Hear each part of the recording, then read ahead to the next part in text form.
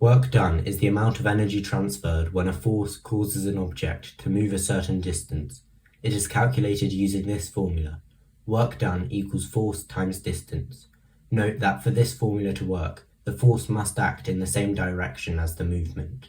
Force is measured in newtons, distance in meters, and work done, just like energy, is measured in joules. However, if the object doesn't move, or the force is not in the same direction as the movement, no work is done. So even if you push a wall with all your force, but the wall doesn't move, no work is done. Essentially, work is only done when a force causes movement, resulting in energy being transferred. Make sure to watch to the end to see how you can use the formula for work done to answer a challenging exam question. But first, here are two examples of when work is done. If you push a box, you do work on the box by applying a force to move it forward.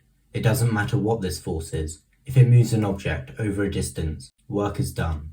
Here's another example. This time the force is gravity. If you drop a ball, gravity does work on the ball as it falls, transferring energy to the ball's kinetic energy store. As you saw before, this is the formula for work done. You can use this formula in calculations to find missing values. For example, if a person pushes a box with a force of 20 newtons over a distance of 5 meters, you can use the formula to figure out how much work is done on the box. Since the force is 20 newtons and the distance is 5 meters, multiply 20 by 5 to get 100, so the work done is 100 joules. Here's another example. A toy car is pushed a distance of 8 meters, and the work done is 40 joules. Find the force. Since we're finding the force, we need to rearrange the formula. To do this, divide both sides by d to get the new formula F equals W over d. Now we can substitute the values into the formula. Since W equals 40 and D equals 8, divide 40 by 8 to get 5, so the car was pushed with a force of 5 newtons. Here's the final example. A 5 kilogram bucket is raised to a height of 10 meters.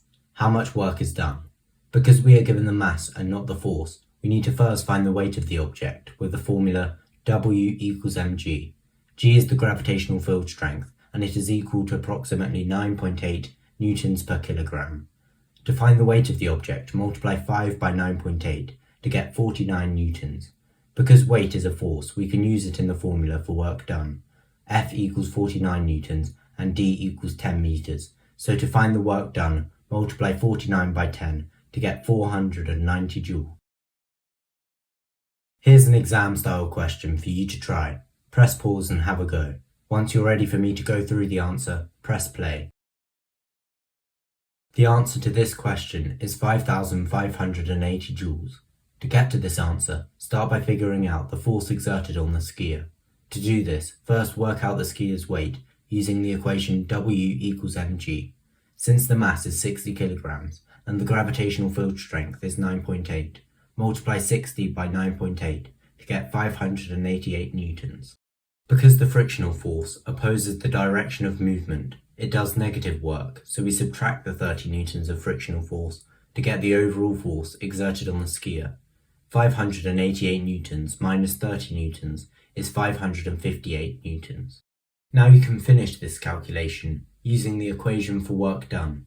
Since the force is equal to 558 newtons and the distance is equal to 10 meters, multiply 558 by 10 to get a final answer of 5,580 joules, which is the amount of work done on the skier.